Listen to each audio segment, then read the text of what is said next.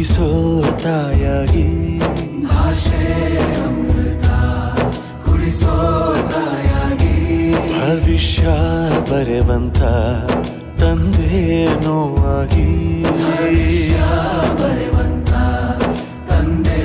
ನೋವಾಗಿ ಚಂದದ ಜೀವನನ ನೀಡಿರೋ ಗುರುಗಳು ನಮ್ಮ ಗುರುಗಳು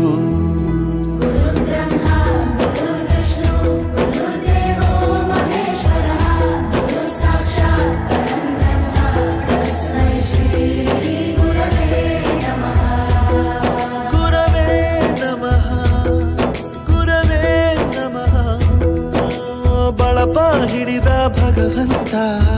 ಇರುತ್ತಾನೆ ನಮ ಸುತ್ತ